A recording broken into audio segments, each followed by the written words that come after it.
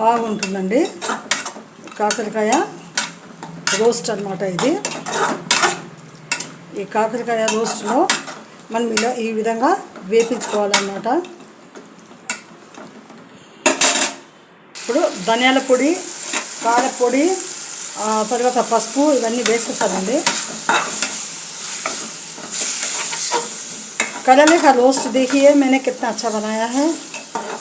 आप तेलुगु में मैं बोलता है, फिर भी जो पकवान करती हूँ ना तरीका सब डालती हूँ समझ जाइए. फिर भी बोलने की ज़रूरत नहीं है. ఆయిల్ చూడండి ఈ విధంగా తేలాలి. అంటే మనం ఎక్కువ వేయలేదు, అక్కడ 2 చెంచాలే వేసింది, కానీ అది బాగా మసాలా ఈ విధంగా రెడీ అయ్యి తేలాలన్నమాట. ఇప్పుడు కాకరకాయలు వేస్తాను. చూడు ఇప్పుడు ఎంత చక్కగా కాకరకాయలతో మసాలాతో చూడండి. ఇంత కాకరకాయలు కూడా వేసేసాను. ఇంకా చాలా మంచిగా రుచికరంగా తయారవుతుంది.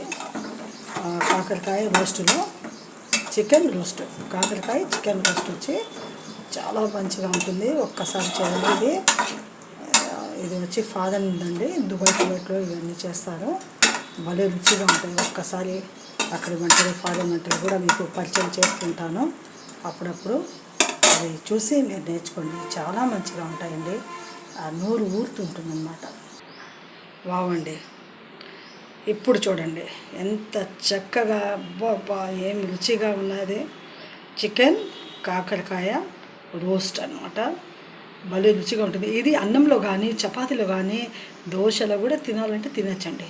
వంటికి కాకరకాయ తాలింపు మాత్రమే కాదు, ఉడికించుకొని లేదా నూనెలో ఊరికి అట్లా వేసి వేపుడు మాత్రమే కాదు, కాకరకాయ తినే వాళ్ళు కూడా ఈ విధంగా చేసుకొని తింటే సూపర్గా ఉంటుందండి. Please like my channel, subscribe me. Editing thumbnail అని చూడొద్దు దయచేసి, నాకు రాదు అది పెట్టడం. హాయిగా మీరు ఎంజాయ్ చేయండి నా వంటల్ని.